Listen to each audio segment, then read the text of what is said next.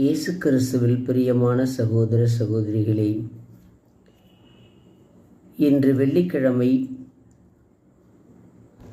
திருப்பலியின் நற்செய்தி மத்தேயு 12ஆம் அதிகாரம் 1-8 வசனங்களில் ஓய்வு நாளில் கோதுமை கதிர்களை பிடுங்கி கையில் கொய்து கொய்யும் அப்போஸ்தலர்களின் செயலை பாதுகாப்பதை பார்க்கிறோம்.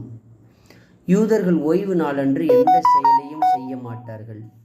கதிர்களை கொய்து தின்னத் தொடங்கிய அப்போஸ்தலர்களின் செயல்கள் அவர்களுக்கு ஓய்வு நாளை மீறுவதாக தென்பட்டது. இயேசுவோ பழைய ஏற்பாட்டில் தாவீதின் செயலாகிய அர்ப்பண அப்பத்தை, அதுவும் குருக்கள் மட்டும் உண்ணக்கூடிய அர்ப்பண அப்பத்தை உண்டது தவறல்லவா என்று சுட்டிக்காட்டி, குருக்கள் கோவிலில் பணியாற்றுவது ஓய்வு நாளை மீறும் குற்றமாகாது என்பதையும் சுட்டிக்காட்டி, இது திருச்சட்டம் இல்லையா என்கிறார். மனித தேவையும் தேவையில் இருப்போருக்கு இரக்கம் காட்டுவதும் சட்டங்களை மீறுகின்ற செயல்கள் அல்ல என்று வலியுறுத்துகிறார்.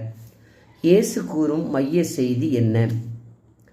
ஆலயங்கள் சட்டங்கள் பெரிது என கூறும் பரிசேயர்களிடம், ஆலயங்களும் சட்டங்களை விட பெரிய கோவில் உங்களிடையே இதோ உள்ளது, நானே அந்த ஆலயம், அந்த சட்டம் எல்லாவற்றுக்கும் மேலான சட்டமும் ஆலயமுமாக இருக்கிறேன் என்று சொல்லுகிறார்.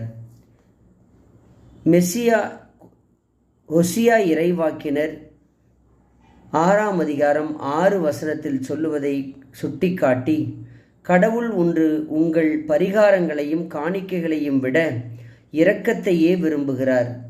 இந்த கடின சமய சட்டங்கள் இரக்கத்தை அழித்துவிடக்கூடாது, இரக்கமே பெரிது முதன்மையானது என்று கூறுகிறார். ஆண்டவர் ஓய்வு நாளுக்கு மேலானவர். ஓய்வு நாளின் புனிதத்தையும் நோக்கத்தையும், அதாவது ஆண்டவரின் இரக்கம் தேவையில் இருப்போருக்கே முக்கியம், ஓய்வு நாள் அல்ல என்று கூறுகிறார். அதன் பொருள், இரக்கமும் கருணையும் தயவும் சட்டங்களை விட மேலானது. ஏனெனில் ஏழைகள் மீது இறங்குவோர் பேறு பெற்றோர். சட்டங்களுக்காக வாழுவதை விட, சட்டங்களை மையமாக கொண்டு வாழுவதை விட அடுத்தவர்கள் மீது இரக்கம் காட்டுவதே மேலான செயல் என்று இயேசு அவர்களுடைய செயல்களை பாதுகாப்பதை பார்க்கிறோம். பசியால் இருந்த பொழுது தாவீது செய்த செயல் தவறில்லை என்றால், அப்போஸ்தலர்கள் செய்த செயலும் தவறு அல்ல. ஏனென்றில் இரக்கமே கடவுள் விரும்புகிறார்.